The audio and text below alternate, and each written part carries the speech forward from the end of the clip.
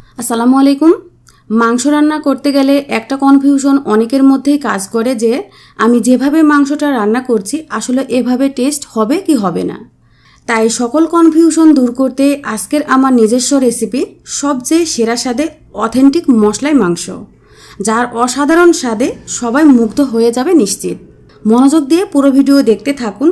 আর এইরকম আরও ভিডিও পেতে আমার চ্যানেলটি প্লিজ সাবস্ক্রাইব করে পাশে থাকা বেল আইকনটি অবশ্যই প্রেস করবেন।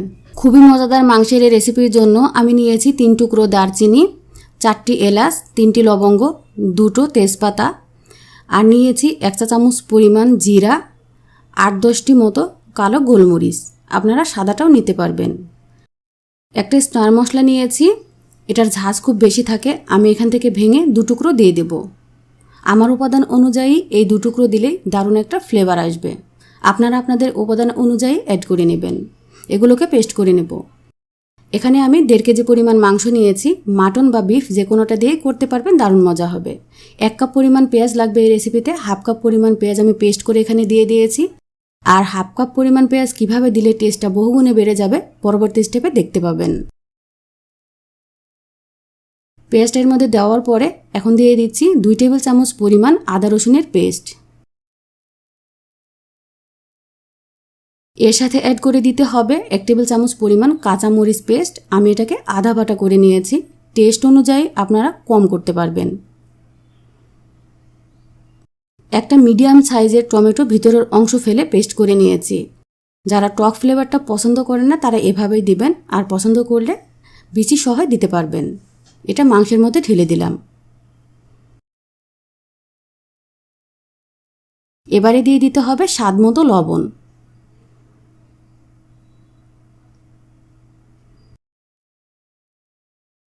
এক চা চামচ পরিমাণ লাল মরিচের গুঁড়া দিচ্ছি।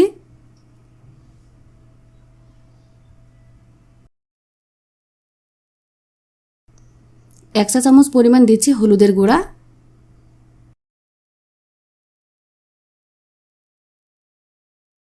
সাথে অ্যাড করে দিতে হবে ধনিয়া গুঁড়া।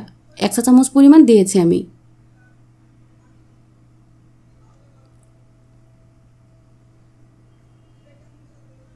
এখন দিয়ে দেব মশলার পেস্ট।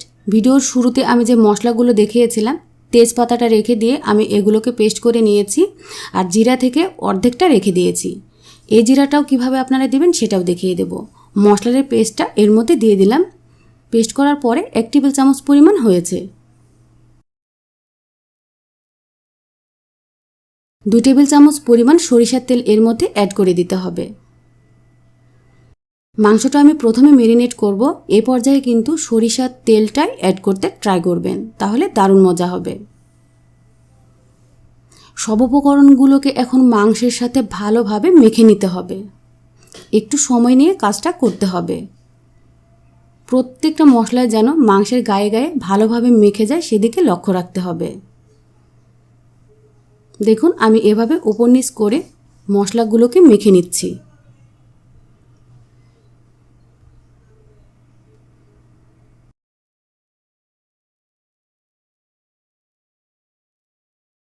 মেখে নেওয়ার পরে র্যাপিং করে এটাকে মেরিনেট করে রেখে দিতে হবে 20 মিনিটের জন্য। হাতে সময় যদি বেশি থাকে আধা ঘন্টাও রেখে দিতে পারবেন। ফিরে আসছি 20 মিনিট পর।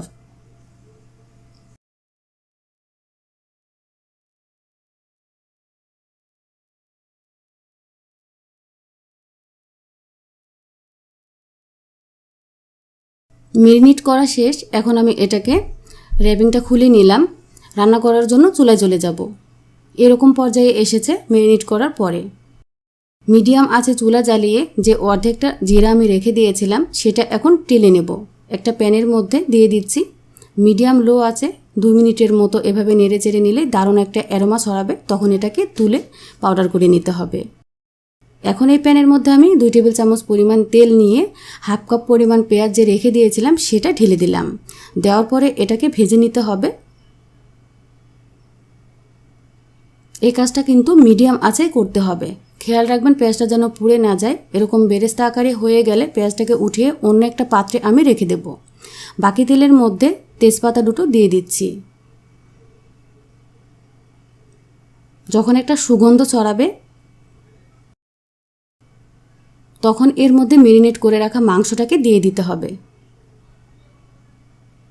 দেওয়ার পরে ভালোভাবে তেলের সাথে মিশিয়ে নিতে হবে আর উপর নিচ করে এভাবে নেড়েচেড়ে দিতে হবে।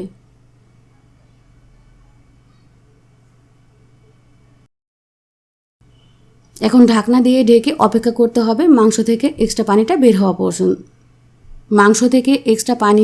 হওয়া পর্যন্ত।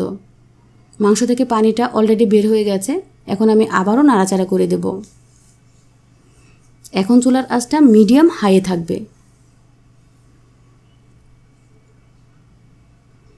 নতুন রাঁধুনিরা যদি এই রেসিপি ফলো করে তৈরি করেন, আশা করি পরিবারের সবাই খুব পছন্দ করবে। এখন ঢেকে দিয়ে 3-4 মিনিটের মতো কষিয়ে নিয়েছি। ঝোলটা গাঢ় হয়ে গেছে। তেল মশলার সাথে কষানোর এই পর্যায়টাও কিন্তু খুবই গুরুত্বপূর্ণ। খুব ভালোভাবে মাংসটাকে কষিয়ে নিলে স্বাদটা দারুণ আসে। তেলটা উপরে ভেসে ওঠার পরে গরম পানি অ্যাড করে দিচ্ছি 2 কাপ পরিমাণ। অবশ্যই গরম পানিটাই দিতে ট্রাই করবেন। পানিটাকে মিশিয়ে নিতে হবে মাংসের সাথে। ঢাকনা দিয়ে ঢেকে 8-10 মিনিটের মতো মিডিয়াম হাই হিটে জাল করে নিতে হবে। জাল করে নেওয়ার পরে আগের চেয়ে যখন পানিটা একটু কমে আসবে, দেখুন এরকম যখন হবে, তখন এর মধ্যে আমি বেরেস্তাগুলো দিয়ে দেব। ঠিক এই পর্যায়ে দিতে হবে বেরেস্তাটা। এটাই কিন্তু আপনার রেসিপির স্বাদটাকে দ্বিগুণ করে দেবে। বেরেস্তাটা দেওয়ার পরে এখন স্বাদ মতো চিনি অ্যাড করে দিতে হবে। 1/2 চা চামচ পরিমাণ চিনি আমি দিয়েছি। আর তেলে রাখা যে জিরার গুঁড়া সেটাও কিন্তু এখন অ্যাড করে দিতে হবে। নামিয়ে নেওয়ার কিছুক্ষণ আগে কাজটা করতে হবে। এখন ভালোভাবে নেড়েচেড়ে দিতে হবে যেন সব উপকরণগুলো মাংসর সাথে ভালোভাবে মিশে যায়। এখন ঢাকনা দিয়ে ঢেকে মিডিয়াম লো আঁচে 15 মিনিটের জন্য চুলায় রেখে দিতে হবে। তাহলে আশা করি এই মাংসের টেস্টটা আপনারা ভালোভাবে পাবেন। আমার মাংসটা দেখে বুঝতে পারছেন আসলে কতটা সুন্দরভাবে মেরিনেশন হয়েছে। মশলাগুলো একেবারে গাঢ় হয়ে গেছে আর উপরে তেলটাও একেবারে ভেসে উঠেছে। মশলাগুলো যখন এইরকমই গাঢ় হয়ে যাবে ঠিক তখনই চুলা থেকে এটাকে নামাতে হবে। কিন্তু অবশ্যই মিডিয়াম লো আছে, একটু বেশি সময় ধরে রেখে দেবেন। প্রেজেন্ট করার জন্য পুরোপুরি রেডি অথেন্টিক মশলাই মাংসের রেসিপি। আশা করি আপনাদের কাছে ভালো লেগেছে। যে কোনো অকেশনে বা আপনারা পরিবারে যে কোনো সময় ট্রাই করতে পারেন। ভাত, রুটি, পরোটা, বিরিয়ানি যে কোনোটার সাথে দারুণ জমে যায়। আপনাদের ভালো লাগলে এই ভিডিওটি অবশ্যই আপনাদের কাছের মানুষের কাছে শেয়ার করে দিবেন। আজকে পর্যন্ত সবাই খুব ভালো থাকবেন এবং সুস্থ থাকবেন। শুভকামনা রইল সবার জন্য। আল্লাহ হাফেজ।